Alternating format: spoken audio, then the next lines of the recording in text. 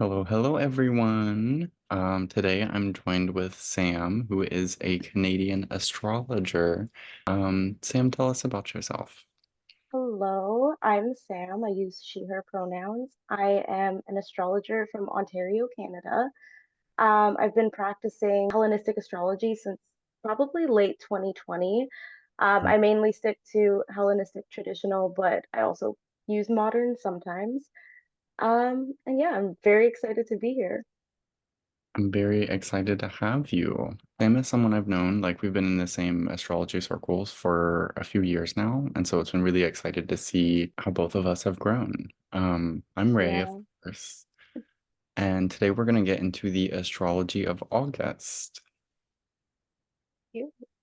I'm gonna read off the transits for August, and bear with me because there's a lot going on. So, starting on August 2nd, we have Venus square Uranus, 26 degrees. That means Venus is at 26 Leo and Uranus is at 26 Taurus. We've got on August 4th, we've got the new moon in Leo at 12 degrees, and then Venus is going to enter Virgo later that day. On August 5th, Mercury stationing retrograde in Virgo at 4 degrees. August 7th, was it? Yes, my screen just went wonky for a second. Mercury. On August 7th, Venus is going to conjunct Mercury retrograde at 3 degrees of Virgo. On August 14th, Mars is going to conjunct Jupiter at 16 degrees of Gemini, and Mercury will retrograde back into Leo. On August 16th, we're going to have a Mars square Saturn retrograde.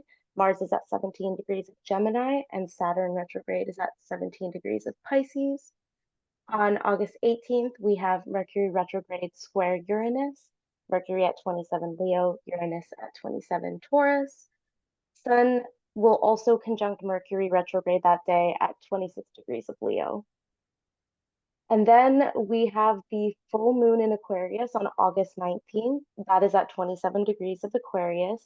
And that same day, we have a T square between Venus, Saturn retrograde, and Jupiter. Venus is going to be in Virgo, Saturn in Pisces, and Jupiter in Gemini. And then we also have a Sun square Uranus at 27 Leo and 27 Taurus. Then on August 22nd, we have Venus square Mars. So Venus is in Virgo at 22 degrees, and Mars is at 22 degrees of Gemini. And then the Sun will also enter Virgo later on that day. Finally, we come to the last week. We have August 27th. Venus will trine Uranus. So Venus will be at 27 degrees of Virgo and Uranus at 27 Taurus. Then on August 28th, Mercury stations direct at 21 degrees of Leo. And then Venus will also oppose Neptune at 29 degrees of Virgo and then Neptune at 29 degrees of Pisces.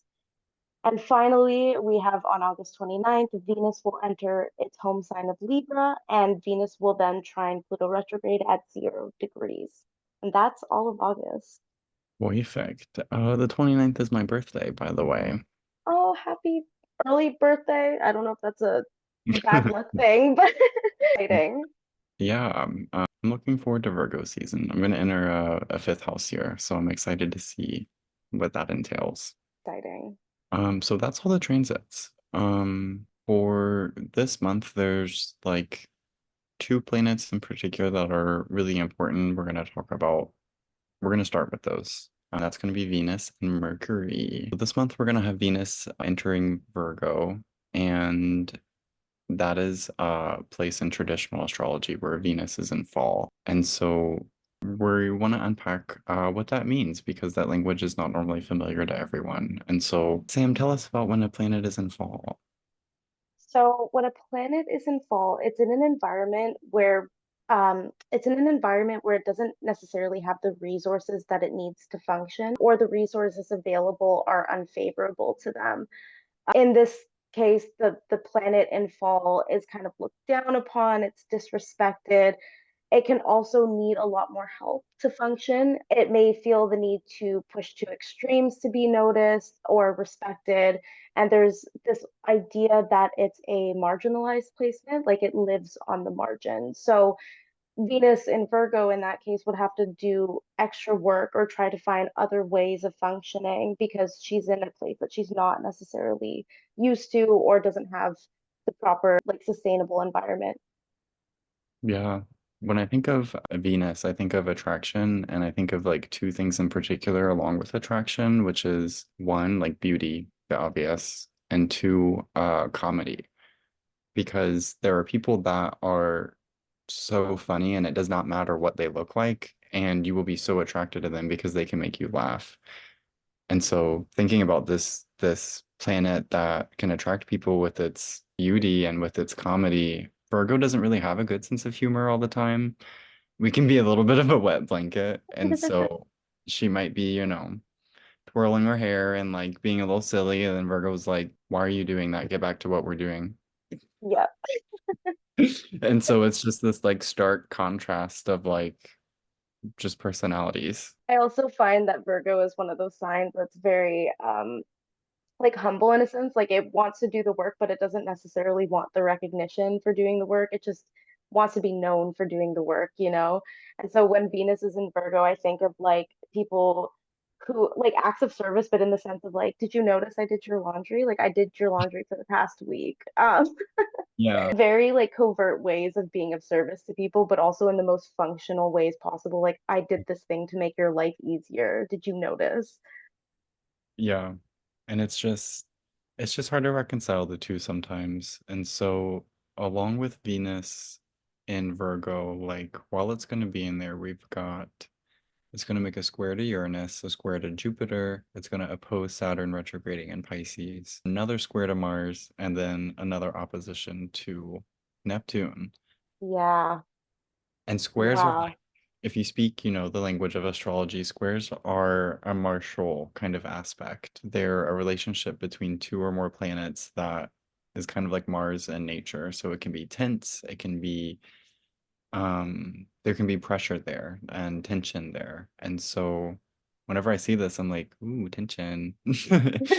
I think of I just did a class with Kira Taborn at the Astrology on Instagram, and she was explaining a square as like when you're walking down a street and then somebody is coming around the corner perpendicular to you, and then you meet at the corner, and it's like, what do you do? And that like you kind of do that dance where you're trying to move out of the Yeah. way, and one of you's trying to figure out which way you're going, and you're laughing, but it's kind of weird, like Yeah, and you're like apologizing, but neither of you did anything wrong. exactly that.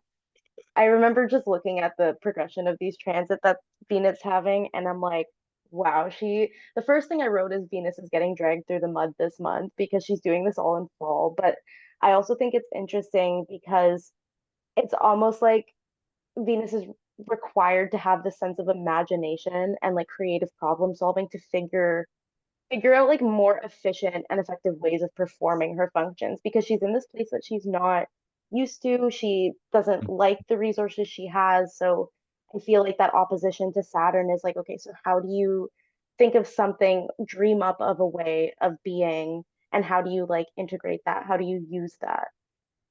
Yeah. And it makes me think of Venus, like we all know it as like the relationship planet and the love Mhm. planet. And I feel like if I think of like Libras in my life, especially Libras, Taurus too, to an extent, they love being empathized with. Like they want someone to feel what they're feeling. They want that equal standing with someone. And sometimes that can turn into like if I'm suffering, I want someone else to suffer with me. Right. Doesn't necessarily have to be intentional, or deliberate, but I think to an extent cancers too, because the moon is exalted in Taurus. And Yeah. so there is just, that feeling of, if you feel like you're drowning, you don't need someone else to drown with you. You need to be pulled afloat. Like you need to figure out how you can elevate yourself to where you feel like you're on equal grounds with someone. And so maybe that means doing something out of character or something you wouldn't normally do. I think that's also just the nature of Mercury is acting out of character, being different. Mercury is like the shapeshifter. It's everything and nothing. And so yeah, Venus is gonna have to learn how to adapt to that while it's in Virgo and how to stay steady on unsolid ground. I think that's interesting too because Venus's domiciles are both a cardinal sign and a fixed sign. Like she Mhm. does exalt an immutable sign, which I also find very interesting. So Mhm. there's this weird like she's able to do all of these things, but the fact that in Virgo, another mutable sign, she's struggling to do that changeability or adaptability is interesting. And I remember we were kind of giving some examples when we were talking last, and one of them was like living on a tight budget, but still needing to have enough for your own joy and pleasure. Like, how do you comb through things and like, how do you, I guess good words is like sift through everything as like Venus and Virgo? How do you sift through all that information, but also still use it and also still find out like different ways to move forward? Yeah, and I feel like there's definitely been a big theme of moving forward recently, Yeah. of not Yeah. focusing, just what we have, but also I just did the weekly forecast for the first few days of August because it also tied into July. And yeah, it was a lot about dreaming and thinking about where we want to be versus where we're actually at and how we can move forward to that. And so I think I didn't take a lot of notes for Venus and Virgo, but I did write down that it's kind of like wanting to show love with service, but it can also be giving too much and not asking for enough in return. I think Venus can be, Venetian people can be uncomfortable asking for things. And it's just something that we have to practice and prove on because other people won't know unless we ask. Right. Right. And I'm And also the thinking ball of will jump that. in. So No, that's okay. I was also thinking about how earlier you said Venus is like attraction, it's magnetism, it's that mm, like coming together of things, and then you have Virgo, which is the taking apart of mm. things. I was just thinking something in my brain train went away because I started thinking about Mercury.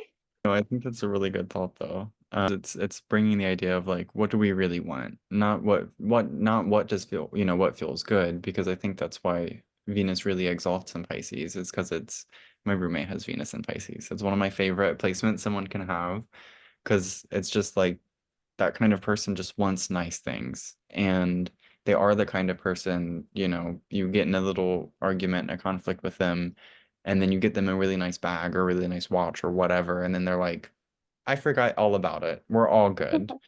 And it's because it's that feeling of comfortable. They want to be comfortable. Mhm. And so in Virgo, I think it has some confusion figuring out what it really wants. Because maybe it feels like it wants to be comfortable, but the comfort isn't bringing what it wants. It's not fulfilling it. And it might just need a different, dynamic in the relationship that is not a comfortable process to get to, but once it's there and once it has that understanding, it's all good. And planets and fall are not without hope. No, no, I have that lovely Saturn in Aries, and although I can recognize the like struggles of a planet in fall, I also see it as like a tool that I can use. Like there's some things to learn from it, and you also learn how to be almost innovative in a way because you have to mold that environment to a better support for yourself. And I also think of Venus and fall as like the need to prove that I can love and be loved. Like I need to prove that I can do this for other people because it is a service sign, right? Virgo is that being of service to people, but then I think of Venus being involved, like I need to prove that I can show love and be of service to people. And I also need to prove that I can be loved and I can be of service to people. And I think Venus is more of a relational sign because when we look at the difference between Libra and Aries, it's like Libra is very relational. It's the interdependence, the codependence, whereas Aries is all about themselves. Mars is very selfish, not in a bad way, just it's a Hmm. very selfish planet. And for Venus to be in a sign that's all about service, it's like losing yourself amongst the what can I do for other people? Mm. Yeah.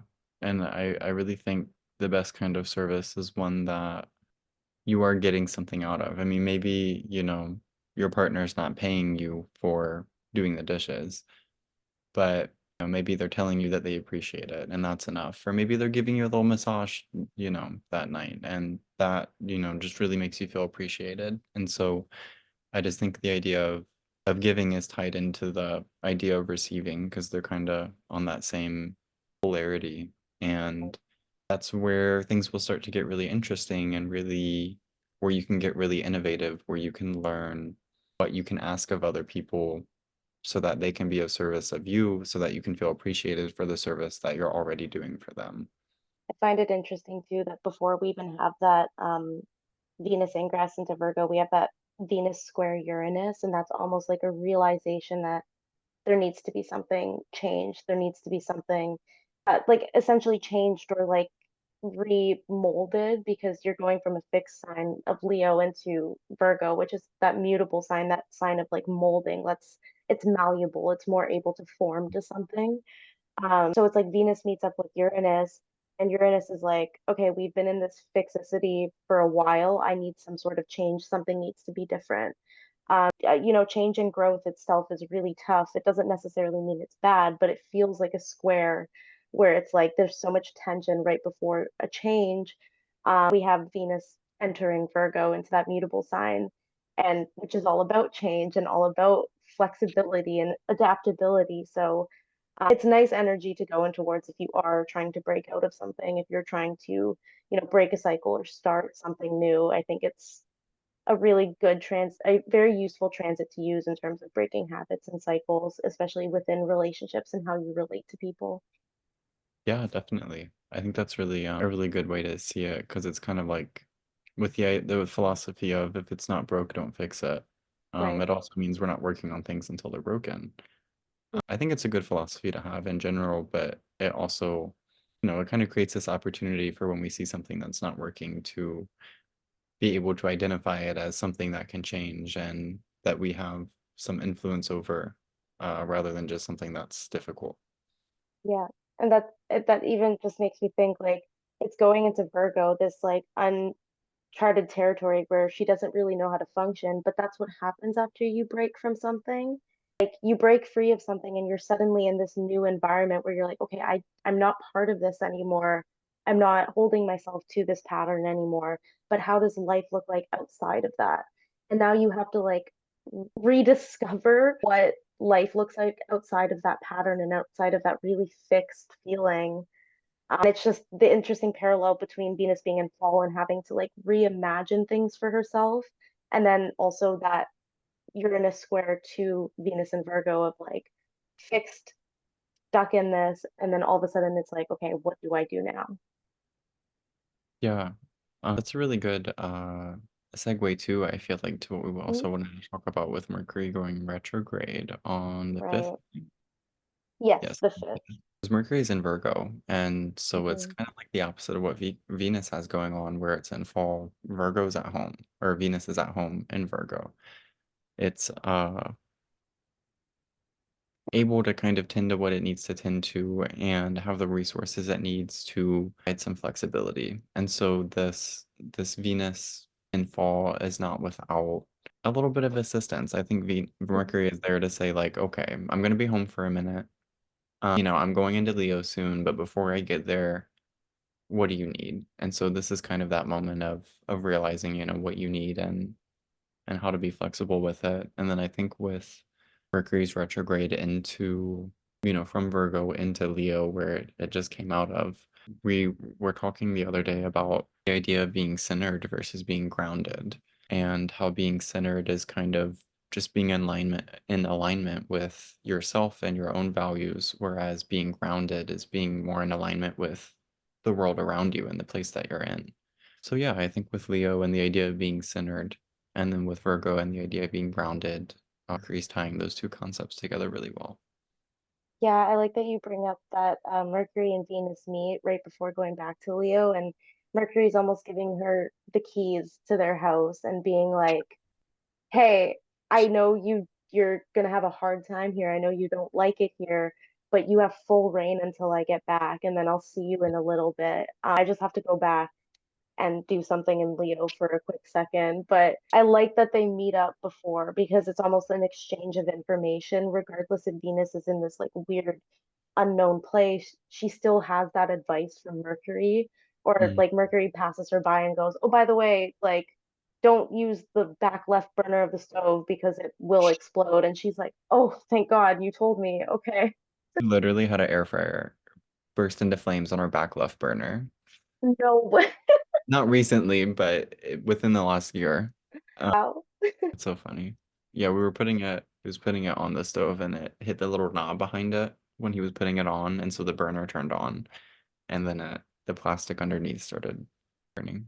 Didn't get any more than that, but Well, I'm glad that nothing further happened.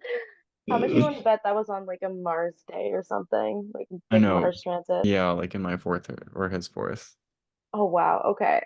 Really That his. He makes was a lot born of during sense. the day. Um, but yeah, so this Mercury retrograde, I think it is definitely empowering in Venus, who might otherwise be in kind of a disadvantaged position.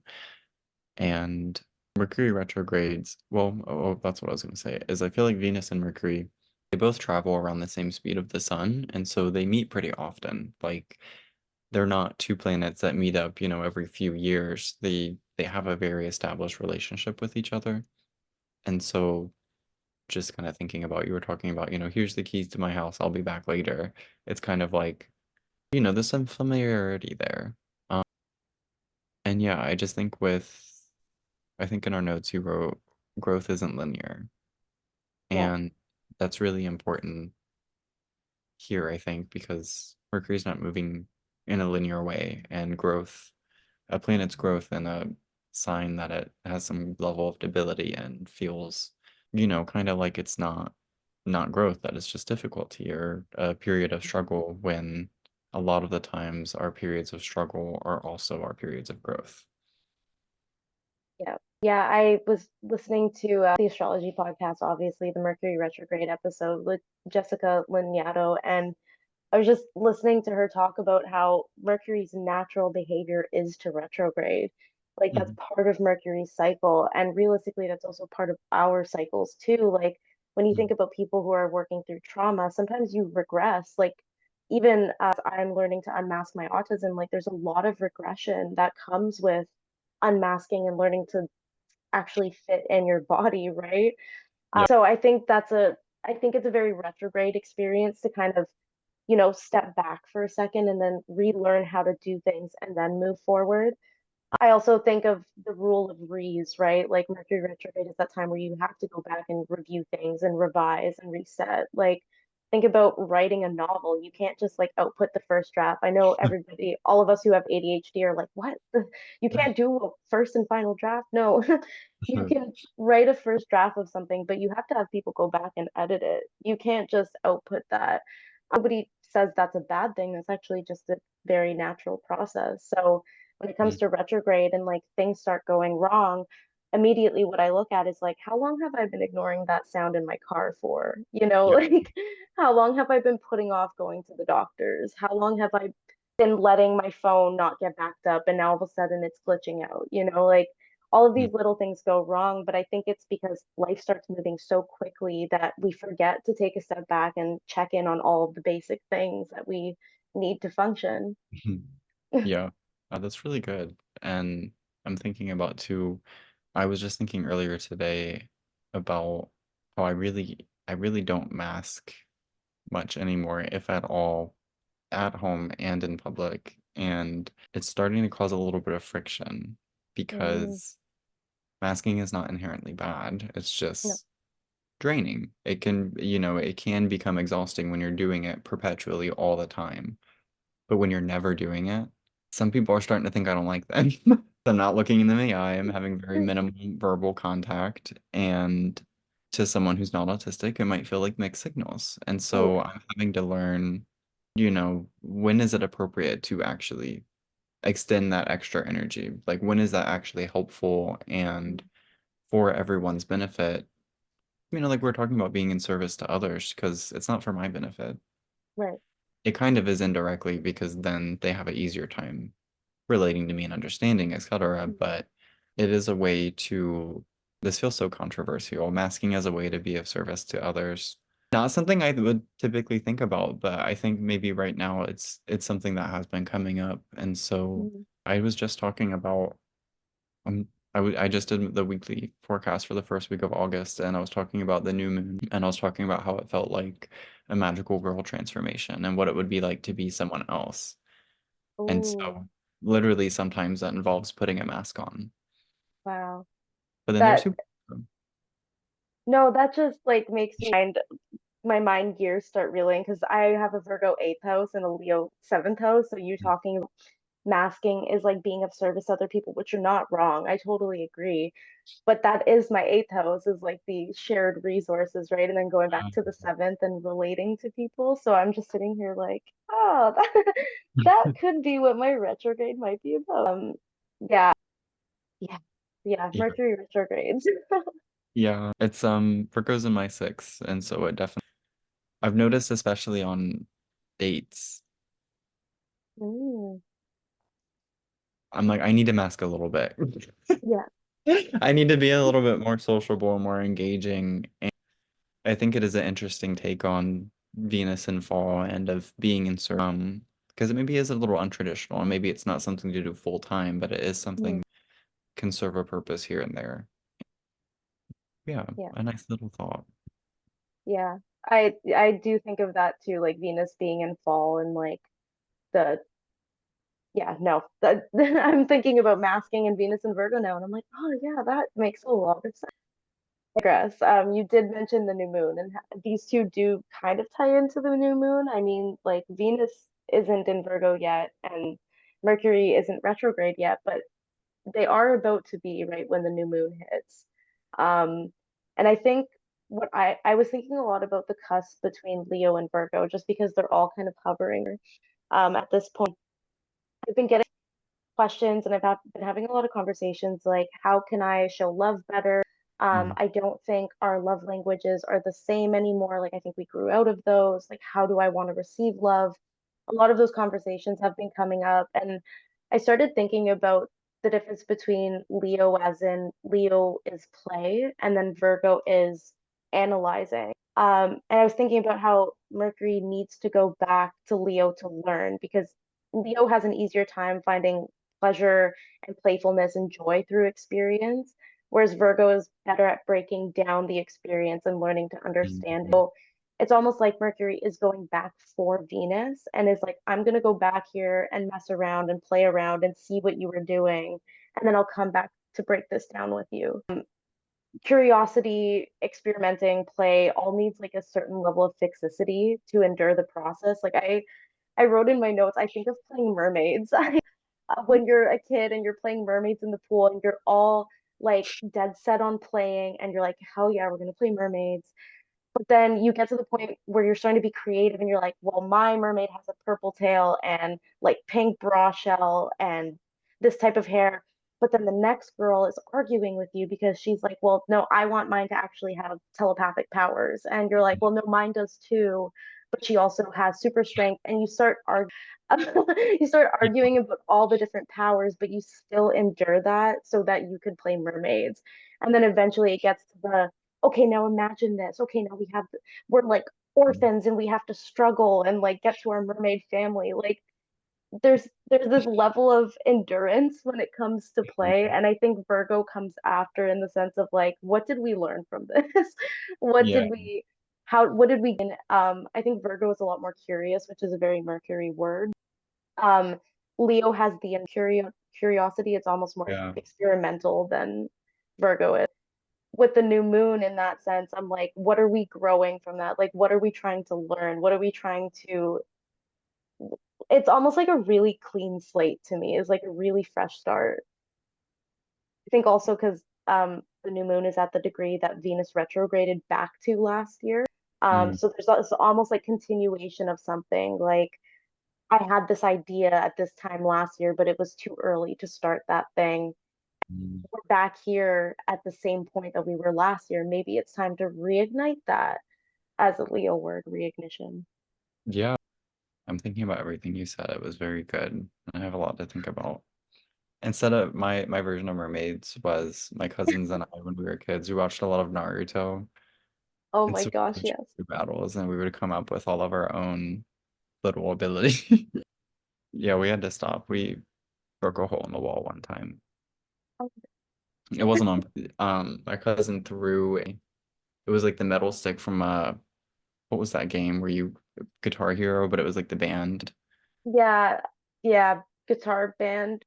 something. I Yeah. don't have it anymore clearly. But he threw one of the little metal pieces from it, and I had this big rubber ball, and I like blocked it, and it flew off and went and stuck out, made a hole in the wall.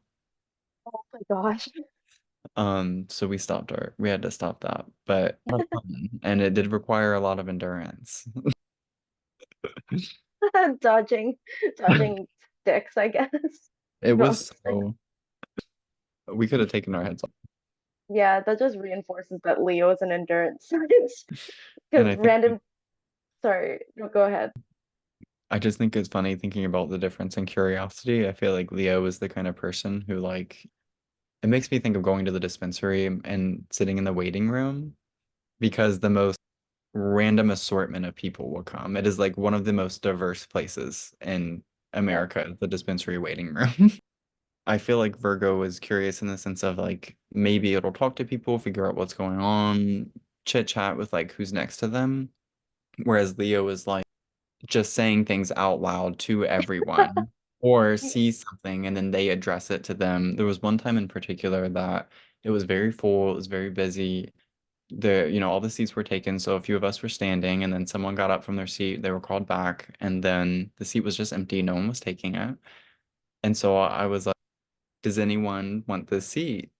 And then one guy who I'm think is a Leo, said, "You do." I said, "Yep," and I took it. But that's the Amazing. difference I feel like in Virgo and like Leo is like, we all know what you're thinking, just take it. Yeah, Um, iconic. it lives with me, maybe a little more than it should, but so that's kind of the retrograde energy and Venus and Mercury. We didn't touch a lot on their opposition to Saturn and Pisces while they're in Virgo. I think that's we don't have to get too into it. I think just thinking about kind of what's sustainable, what are ways that you can both stay afloat so neither of you are drowning. I think oppositions are just more about, I see them like they are, I think, Saturnian more than anything, but I Mhm. do think of Saturn and Libra, honestly, when I think of oppositions, like this kind of compromise, like how do you create rules around compromise? How do you come to into harmony or into balance with something? Because you're having these like two people walking directly towards each other, right? So yeah, sustainability, but also like how do you compromise the two different situations you're in? Like how our example with the like staying afloat is like one person's on land and one person's drowning. How do you compromise that? Do you like Um, does one person come a bit farther out or does one come further in? So Yeah, yeah. I can't remember which song it is, but Kala has a song, and one of the lyrics is, "Are you even there if you're half the way?" Wow. I like And that. she is such a lyricist. I'm so obsessed. So yeah, we kind of talked about the new moon in Leo, about Mercury and Venus. Now let's get into Mars and Jupiter and Gemini. Okay. They're going to be making a sextile to Leo placements. Yeah. The sun in Leo first on August 7th. I didn't write that one down, but that is happening. That's on August 7th, Sun sextile to Jupiter. And then literally at the end of the month on August 24th, Mars sextiles Mercury in Leo. Is that after Leo goes direct? No, Mercury's still retrograde by that point. Oh yeah.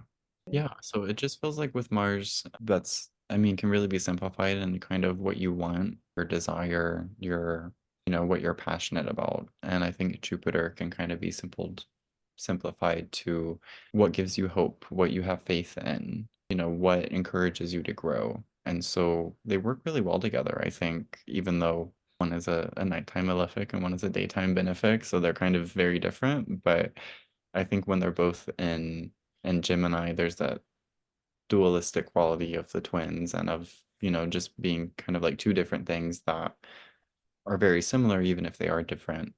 And so, yeah, I just wrote down how can we get what we want and how can we move forward with intentional growth so that we're not just trying to grow like endlessly, because that can be kind of dangerous.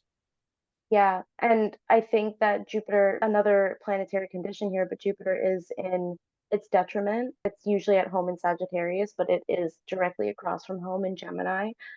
It's not necessarily unfamiliar with this environment. It just doesn't really prefer it. It's aware of the resources it has. It just doesn't, not necessarily doesn't like them, Yeah. or function well with them, but it can still do what it needs to. It just needs a little bit of help. And Mars does have some dignity in Gemini. I believe it does have a decan. I think it is the last decan. Yes, because it is square to the other Pisces decan of it. But Mars does have some dignity here. So I think Mars coming in after it was retrograde for those like 6 months last year, it's coming in and being like, hey, buddy, I've done this before. Just follow me. Like, you can do it. I've been here before. Let's just get through it. I think is really, really supportive for Jupiter because I think of planets and their detriment as like, oh shit, I have to be here. Like that very Yeah. sluggish, like, I don't want to do this. And Mars is like, I recognize that. I don't want to be here either, but we'll do it together. And I think that gives Jupiter a bit more motivation to do the growth that it needs to. It's like a magnifying glass in this tiny little town of miniature figures that's trying to like, it's like an I Spy book, you know what I mean? Yeah. And I think Mars hurries Jupiter up a little bit in Gemini and is like, okay, let's get to the point. You've got it. Let's Mhm. do it. Like it's giving it that motivation to do things, but it's not being super pushy. Yeah, I think of my husband because he's a Sag rising and because he's 6'4", and so he's just big. Hmm. And I think about like Jupiter and Gemini is kind of like him if he was like in a bus or like just in a small space where there was low ceilings and was really cramped. Like our laundry room is a good example. And so he can do the laundry in there, but like nothing's at eye level. He's having to bend over. He's having to, move differently and with less freedom than he can normally move. But he can still get done what he needs to get done. Yeah, yeah. I think I remember when Mars was in my fifth house, which was Gemini. That was 2 years ago, actually. Sorry, but when Mars was last in Gemini, Gemini is my fifth house, and I just think a lot of that year, like you think of the fifth house as being this place of fun and joy and pleasure and creativity, but when Mars is transiting through there, it's a lot about severance. Like I learned a lot about what I liked and what I didn't like, more what I didn't like during a Mars in Gemini transit. It was almost like I could clearly understand my thoughts in the sense that, like, if I was to make a decision, for example, it was very clear that I wanted to do crochet instead of knitting, or I wanted to try singing instead of piano. Like, there was a very clear voice, clear decision that I had to make between things. And it almost felt like the whole idea of Mars being a knife that cuts was very, very prominent because I immediately knew the type of people I wanted to be around, the type of things I wanted to be learning, the type of creative projects I wanted to do. And those are fifth house themes, but that's what I think of Mars and Gemini with Jupiter is like Jupiter's overwhelmed with all of the options it has to grow. It's overwhelmed with, sensory overload. Like I'm this big person in this tiny place. And Mars is coming in being like, okay, let's make the decision then. Do you want to stay here? Do you not want to? Do you want to do this project? Do you not want to? Um, so yeah, intentional growth is definitely something when you said it, I was like, that's 100% what I think as well, because Mars is forcing Jupiter to be a bit more intentional. It's saying like zoom out from here a bit and let's get moving. Yeah. It makes me think of like trimming the fat Yeah, because it's yeah, like it can be good, but when you're doing it to, elevate the meal, make it a little nicer, maybe even a little bit more pure. You can still use the fat for other methods of cooking, but then, you're just trying to get the meat. Like you're just right. trying to, so it definitely does feel like it's just cutting away at things that my dog is barking. She's gonna need to come in here soon. But yeah, just cutting about things about what maybe you want a lot of things, but what do you actually want? What actually feels good? What is gonna taste good? Yeah. Sextiles just to, because I'm pretty sure those sextiles are just happening yeah, the sun sextile Jupiter is happening right after the new moon. It's like there's a support from the sun there. The sun is helping Jupiter out and saying like, "Hey, this is in alignment with what we want." Because the sun being your sense of identity, the central base, it's like this is aligned. You're good. You're on the right track. I know you're overwhelmed, but you're on the right track. And Mm. then Mercury sextiling Mars at the end of the month is kind of that reiteration because, Mercury just, I think, left the Cazimi by that point. So it's like, no, I just talked to the sun. You are still doing good. You're still on track. So there is that sense of support that's coming in, which I think it's coming in during some pretty good times because it's like we have tough transit, the sextile, tough transits, and then the sextile. So I feel like there will be little things throughout the month that remind you that you are in alignment, like you are meant to be doing the things that you are. And even though it's hard right now, you will get through it, and this is for you. Yeah, that Sun conjunct Mercury, the conjunction, that's happening in Leo, right? Yeah, that's happening 26th Leo on the 18th, the day before the full moon. Mm. And yeah, Mercury's going to be square to Uranus that day too. So it's like really big clarity, like really big. What Like, almost feels like blinding. Like, because yeah, yeah, and then I think about like what after Mercury goes direct, it's going to catch up to the Sun in Virgo, and then they're going to be conjunct again, right. because Zemi again, but then they'll be in Virgo. So it feels like you'll have control of it. Like maybe it feels like when you see the blinding light at the end of the tunnel and you just get all of the clarity, but then you're like warped back to your body and you just have to sit in it. Like you can't do anything with it. Your eyes have not adjusted to the difference in light. No, Like, and especially I think with that Uranus square to it too, it's just going to be like, this is yeah, it. And then by the time that conjunction happens later, I guess that's probably in September. I believe so. Yeah, I think it's us because September 11th, I believe, is when Mercury starts moving full speed again. So we'll double check that right meow. Oh, it is not till September 30th, actually. Okay, so it's got a minute. So yeah, maybe it'll be a lot of clarity on something that might take a minute.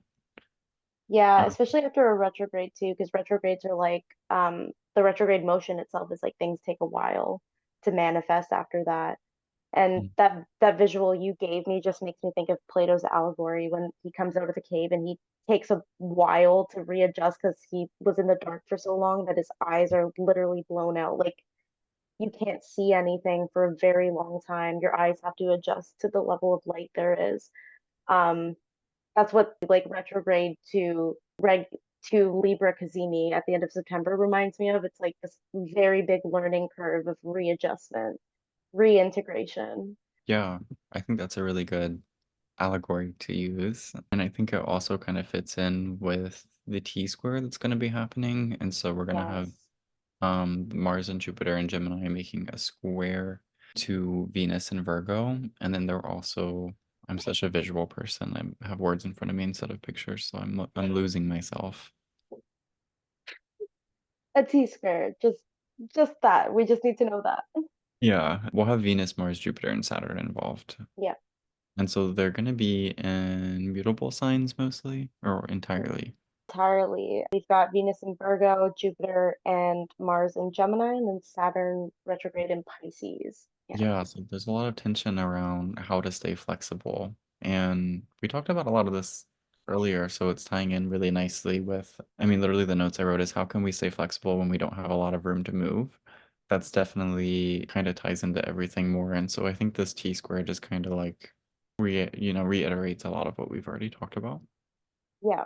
Yeah, it's kind of that period of like all of these planets are suddenly, well, let me backtrack a bit because that day we also have the full moon, like the same day of the T square, we have the full moon, but they're Mm. also square to Uranus. So we have that fixed T square, but we also have a mutable T square. And it just Mm. reminds me of what we were talking about earlier, where I was saying that, like, when you break out of something, when you break out of a pattern, a cycle, whatever it is, there's a period of like relearning and readjusting. And when we're talking about the mutable signs, we're talking about the end of a cycle. So things are in flux, things are getting ready to change and readjust before moving into the cardinal season. So that fixed squeeze what? Fixed T square, fixed squeeze. That fixed T square involving the full moon to me is like the culmination of a pattern or a cycle because it's the full moon and we're bringing up Uranus. So it's like almost like an abrupt change or break in the cycle and the Mm. fixedness of something. And then that T square coming in and the mutable T square coming in and being like, okay, so how do we readjust now? How do Yeah. we take care of what just broke, or how do we take care of what we just grew out of? Thinking of like Uranus and Taurus as the T square between the sun and the moon, and Leo and Aquarius, it's like it makes me think of the first time that a sprout breaks through the soil. It's like Right. something just grew, something just made its appearance. It's really, really prominent. Like there wasn't a sprout there yesterday, and now there is, and it broke through the soil. So what do you have to do now to take care of it? If you've never taken care of a plant, like how do you do that? Oh my God, what are you, you want to remind me what your plans for this full moon are that we're talking about? Speaking of breaking Um, the moon and things becoming different. I was elected to be on the board of directors for Astrology Toronto. So on the Mhm. 19th, on the full moon, is our onboarding day. So it's my first day being on the board for Astrology Toronto. I love that so much. And Yeah, so I think it's a really good example of how sometimes it's you're getting used to something that's different, but it almost feels like a promotion. Like you're in a different position now and you have to, maybe you're doing the same job or maybe it's something entirely different and you're having to learn things as if you were a student while also kind of being the teacher at the same time. right. And I'm thinking of like the Saturn full moon, right? Like the Saturnian full moon. And I've been at this for a while and I've had to like make my own. Just for context for everyone listening, I'm an Aquarius rising. So this is all happening in my first, seventh, and fourth house. And I've been working on my astro stuff for a while and I've been moving kind of at my own pace. And just now I'm starting to see this breakout, but again, I'm not used to it. So the mutability of it is very helpful in the sense that I'm almost going back to how I used to mask, but I'm not masking anymore. It was just I'm going back to this way that I used to be where I was very personable, like I was very outgoing. And now I'm putting myself back into that realm, which is really exciting, but it's scary because I haven't been out in front facing in a very long time because of COVID and all that stuff. But that's what the mutability just made. You're right. That's what that makes me think of is like I've been in this fixed pattern of endurance and persistently trying to do things, and then suddenly there is that break, and now it's like, what do I do with this? Yeah, that's so exciting for you. I can't wait to see Thanks. how that goes and what comes of it. Thanks, me too. I'm very excited to be working with everyone. It's like the first group of astrologers I ever got to sit with in person because like we met a while ago on Kira's 11th house. I'm pretty sure that was where we met, but like this was my first group of people in person that I got to be with who were astrology enthusiasts or astrologers themselves, and it was just so life-changing almost. Like it's a whole different experience when you're finally around astrologers. And it was actually, I'm pretty sure at the Aquarius new moon when I first started going. Mm. It was just after the Aquarius new moon this year that I started going to Astrology Toronto meetups. And I was like, wow. So 6 months later, at the culmination of that is a really cool alignment. So for anyone listening, what was going on back in February for you that might be culminating during the Aquarius full moon? It might Mhm. be sudden and you might not even notice that it happened because that's what just happened to me. I love it so much. Yeah, and it almost feels like being in a room of astrologers kind of feels like you're speaking this other language all the time, and then you're in a group of people who all have taught themselves some one way or another this language, and then you're building onto it and kind of co-creating it together. I love language so much. I love languages. I was an interpreting major in college. I don't know if you knew that. Oh, I didn't. I didn't graduate, so I'm not an interpreter, but but I love it. I think it just enables us to think differently and communicate differently and see parts of ourselves and use parts of our brain that we don't normally use. Right. Yeah, the think differently and then it being an Aquarius full moon is very on par. The need to think differently and think innovatively and just see things from a different perspective because now I'm seeing this full moon in a different perspective where I was like, oh, actually, yeah, that is what that is. So I think taking that Aquarius bird's eye view and just pulling back a bit and just recognizing the growth that you've had. I know I think we used the word control when we were originally talking about this. So it's like letting go of the control of the narrative that you have around your growth. Like you are making progress, you are growing as a person, but you might not be seeing it because you're a bit too zoomed in. So Mm. be Aquarian and let's zoom out and let's really be proud of ourselves here with the Leo pride and the Aquarian perspective. Like there Yeah. needs to be that sense of I've gotten to this point, like I've done it. Yeah, having that sense of pride in yourself, which is also a Mhm. very good Leo word. Yeah. I think I'm gonna pause here and take my Okay. dog, and then I'll be right Awesome. back. I'll pause recording right now. And we're back. And we're back. So I think we were talking about the full moon and the T square. Excuse me, the T square going on there.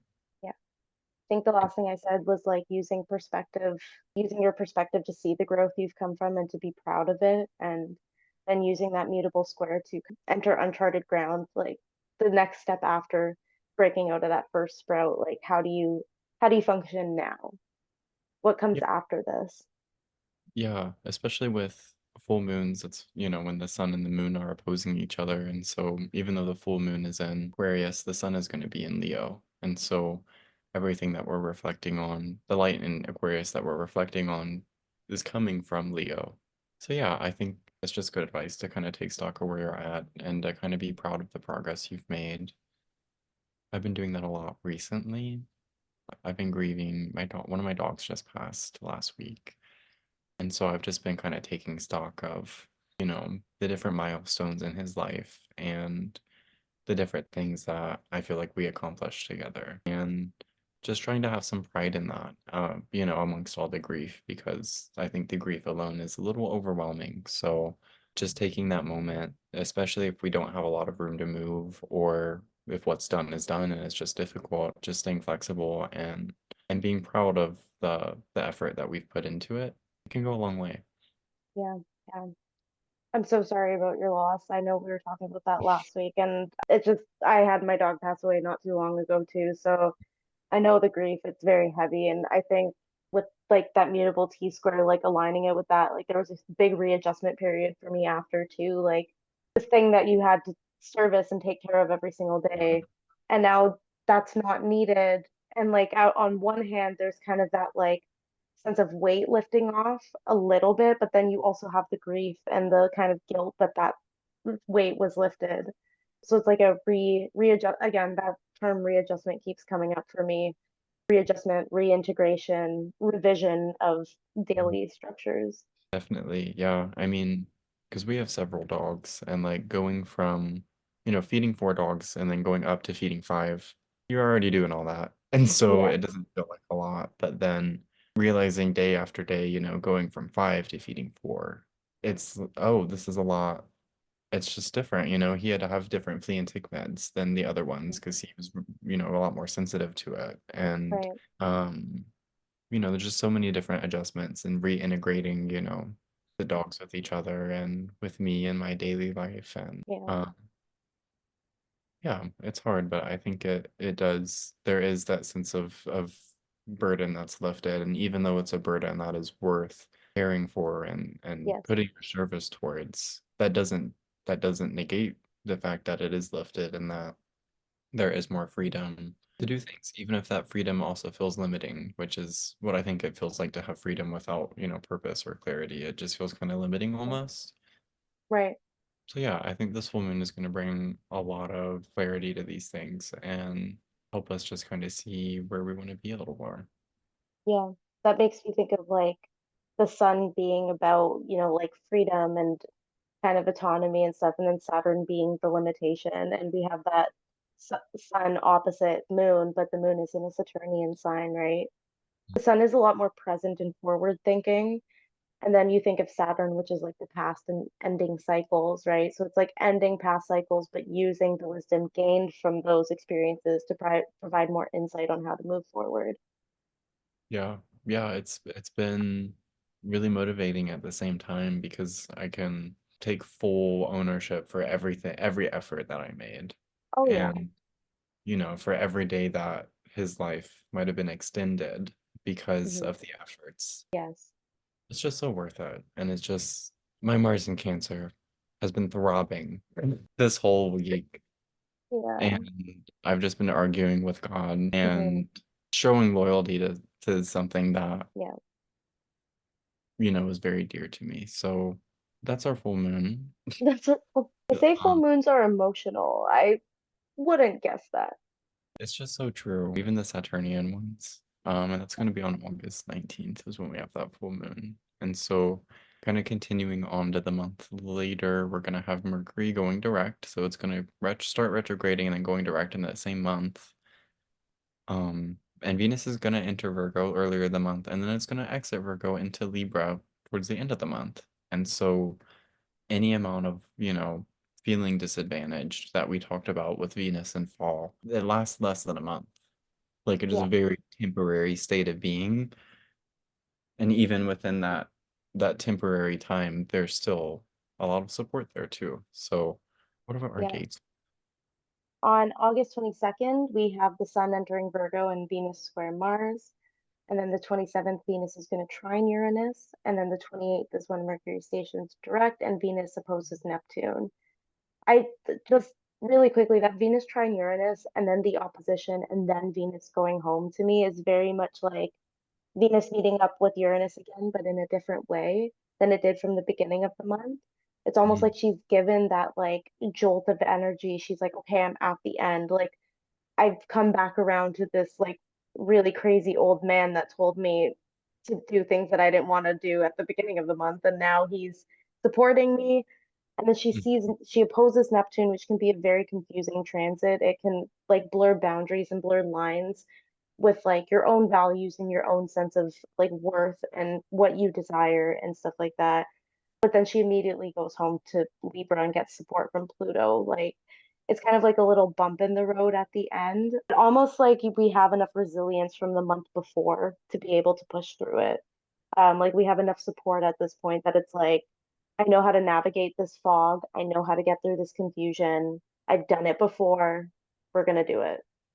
Yeah, it makes me think of the Venus squaring Mars and then the Venus trining Mars later in the month. The square is on the Right. second, the trine is on the 27th.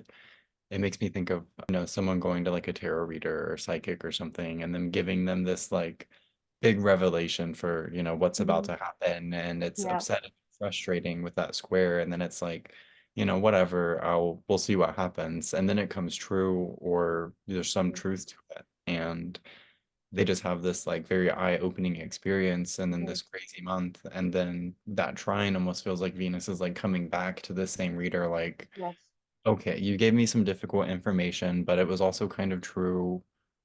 And I've also was able to see, my own growth out of it. And so as I wrap it up, before I go home, what else do I have coming? Right. Right. And then she gives you this weird ass prophecy that you can't entirely decipher or make sense of because it's Neptune. Yeah. Because it's a Neptune and you're like, I don't know what you just said to me. You were just speaking in parcel tongue or something. Like, I'm just gonna leave. And then she ends up going home to Libra and then trining Pluto, which is like you uncover what that message actually means. Like Yeah. suddenly Pluto is like, oh, this is what it is. And it's like a deep uncovering of something. It's like that riddle really didn't make sense when she gave it to me, but now it's trying to hit a bit different. Yeah, definitely Venus is like coming home and then God of the underworld is there. You're just like, hold on a second. I didn't really expect this kind of meeting. But it is, ultimately a supportive meeting and something that is for growth. Yeah, it's like very transformative. It's like Venus is finally like she's come out of the other end. She's finally home. She kind of settles down and sees like the weird clock that's sitting on her fireplace mantle, and she goes, "Oh, that was the part of the prophecy that Uranus gave me. Mm. That's what that meant." And then all of a sudden Hades is in the room and she's like, "What the hell?" And he gives her a medal. Like it's a very confusing end of the month. Like it's almost like was that supposed to happen? It feels like Mhm. it's really sweet in comparison to the month. So it's like that shock of something very sweet after you had something very sour. Mm. That's what that feels like to me. Like it's very like, oh, whoa, wasn't expecting it to go that well at the end of the month, but now I'm comfortable and I feel ready to move forward, as in Libra being a cardinal placement, but the ability to kind of take control back at that point. It's almost like a very funny story in my head to see it happening just in the astrology because it's like yeah, that end of the month feels very confusing. Like Mercury is still just stationing direct. So Mercury is just waking up out of a 3 week long nap and is like, what the hell is going on? Venus Mm. is pretty much back in Libra already. So he's like, you left my house? Like, when Yeah, did I you agree. leave? Like, Yeah. yeah, yeah, it goes direct the day before, and so it's just like I don't know. It almost feels like there's some kind of external confirmation that it's like, okay, you can move on. It feels like a bit slow again, just because it's very confusing, like with Neptune involved in that station direct and Pluto and Uranus, like all the outer planets being involved, it almost feels like disorienting. Like you're kind of like crawling out of the depths of hell and you're just like, oh my God, I didn't realize it was this bright out here. But then you're back home. So like Venus is almost ascent because I believe she's a morning star by this point, or she's just getting to being a morning star. So like she's just crawled out of the underworld, you know, like she's just kind of coming back from her rebirth. She's meeting the god of rebirth, and that's the end of the month. It's a very like cliffhanger kind of end to the month. It's almost like, okay, so it's a happy ending, but what happens next? Yeah, it makes me think of when Hercules went to the underworld and, was had to retrieve Cerberus. And the way I see it playing out in real life is like he went in this cave and took some psychedelics, and then he woke up from a trip, and Yeah, now he has this three-headed dog that can't eat human food. And it's just, but he also accomplished the task that he was sent on, right. simple task. And then, this dog is just vomiting acid all over. And then what is it? What is the flower that was said to come from that? I think it's a Oh, poisonous flower. And it's I mean, just like, what is going on? And then there's just this strange growth from this beast from the underworld. It also makes me think of, um, I don't know if it's Inanna or Inara, but I think it was the Sumerian what they for Venus, like how they Yana. associate. Yeah, and how she had this descent into the underworld. And I don't think it ended so well with her. I don't know if she made it out, depending on which story you're reading, but it does have this energy of completion and of okay, we're out of it. It was what it was, and now we're out of it. Yeah.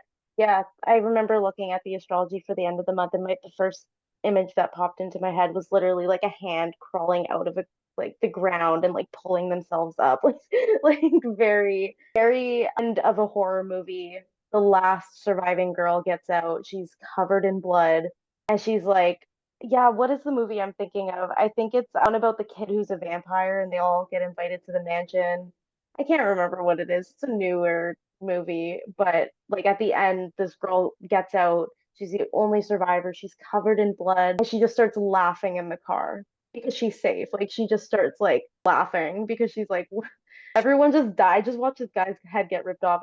Vampires are real. Like, and then she drives home, and I'm like, that's the image that I got for the end of the month. And regardless if it's a hard month or not for whoever's experiencing it, like I feel like there might just be so much going on that at the end of the month, when you finally have that like A deep break. breath, it's done. Like for us in Canada, it's Labor Day weekend, so it's a long weekend. The 30th, 31st, and the first is off for us.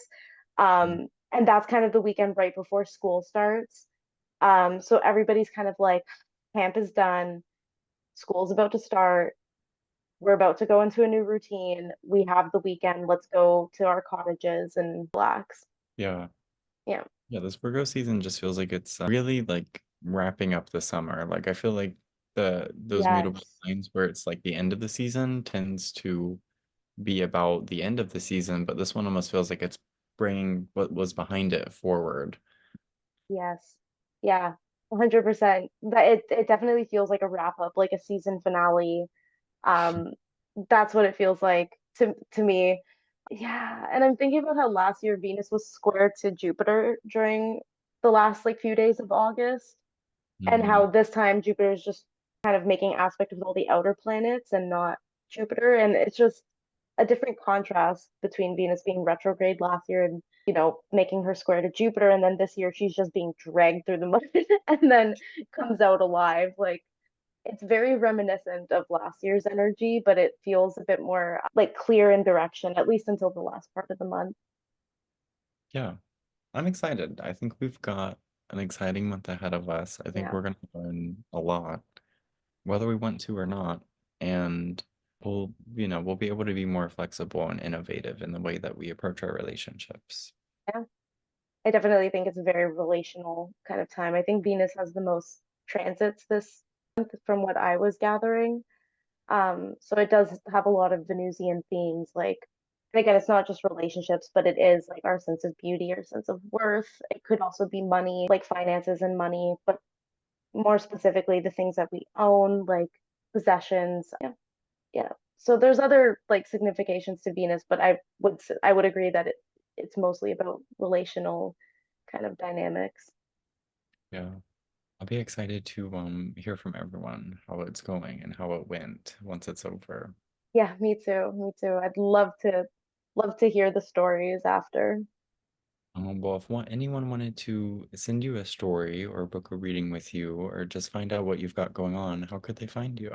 Right now, I'm more active on Instagram than anything, so you can follow me at Dorsum Rising. That's DORSUM Rising. You can also email me at dorsumrising@gmail.com. Everything, all of the links and stuff I have are on my profile. But yeah, I'd love to hear from everybody, and I had such a great time today. Me too. Do you have any final closing thoughts before we wrap up? No, I think that's all I've got. Yeah, this is going to be an interesting month ahead. I agree. I'm looking forward to it. Everyone, thank you for watching. I'll put some links to the description to everything, and I'll see you next week. Thanks, everyone.